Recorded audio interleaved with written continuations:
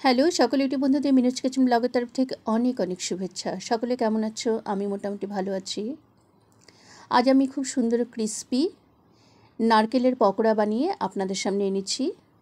এটি সকাল, সন্ধে, দুপুর খাবারের সঙ্গেও খাওয়া যাবে, খালি মুখে ভালোই লাগবে।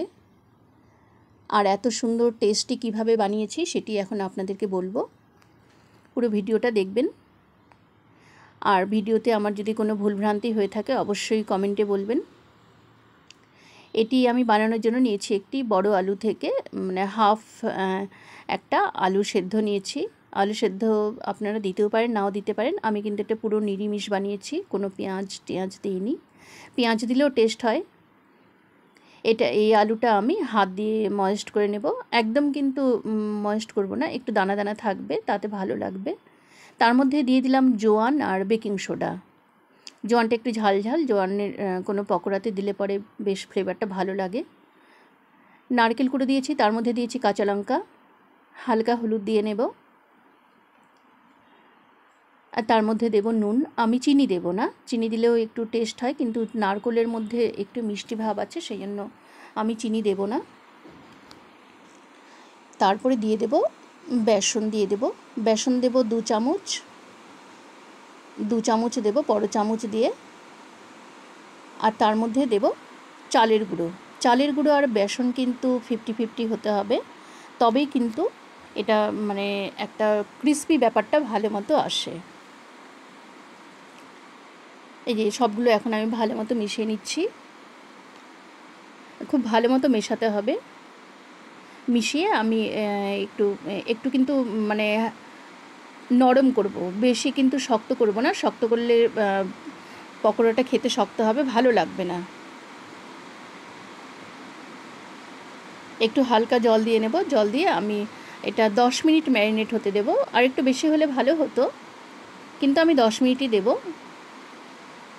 আমার তো সবই এখানে নারকোল টারকোল পেঁয়াজ রসুন থাকলে পরে সেটা আর একটু সময় লাগতো। এই যে আমি অলরেডি রান্নাঘরে চলে এসেছি। এখন আমি তেলে ভাজবো।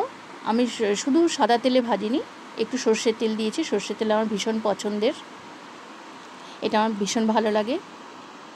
আর আমি এই যে এখন ব্যাটারটা ম্যারিনেট হয়ে গেছে, এখন আমি ধীরে ধীরে ছেড়ে দেব। তেলটা দেখলাম একটু গরম হয়েছে কিনা।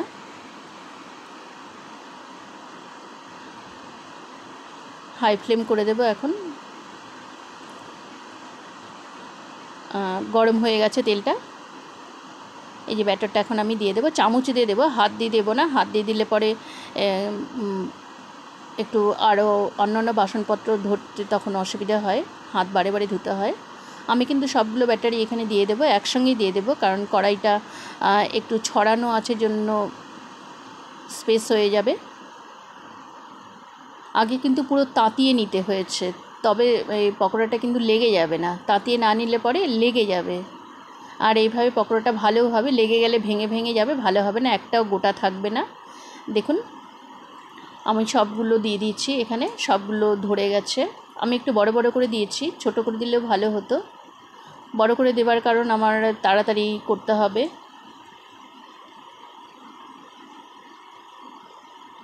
এই যে আমার একদম আবার তারপরে রেখে দিচ্ছি। 1 পৃষ্ঠা ভালো মতো হবে। এই যে একটাও কিন্তু লাগেনি আমার, দেখুন এই যে সবগুলো মানে ইজি উঠে যাচ্ছে, কারণ সবগুলো মানে তেলটা আমি ভালো মতো গরম করেছিলাম জন্য।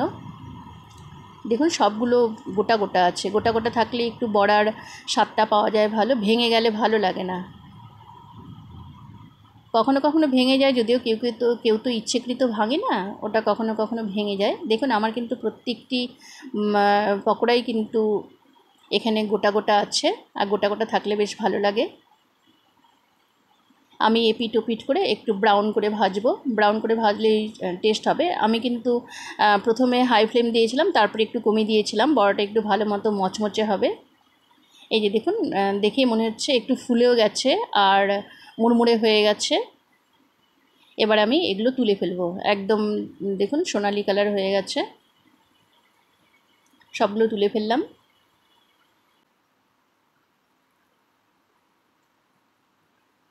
এই কড়াইতে দেখুন কি সুন্দর লাগছে ভাজবার সময়।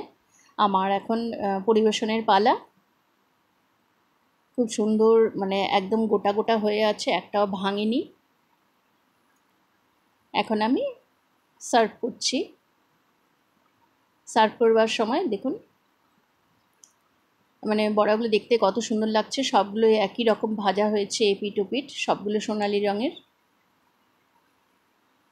আর খুব সুন্দর, খেতেও খুব সুন্দর হয়েছে, মুড়মুড়ে। আর টেস্ট তো থাকবেই, কারণ নারকেল দেওয়া আছে। নারকেল যেখানে মানে দেয়া থাকবে সেখানে টেস্ট একটু মানে দ্বিগুণ হয়ে যাবে।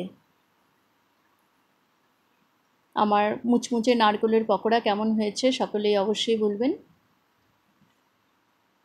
আপনারাও এভাবে এরকম পকোড়া বানিয়ে দেখুন, খুব ভালো লাগবে। সকলকে অনেক অনেক ধন্যবাদ আমার ভিডিওটি লাস্ট পর্যন্ত দেখবার জন্য। Tata, bye bye. আবার আসবো পরের ভিডিও নিয়ে।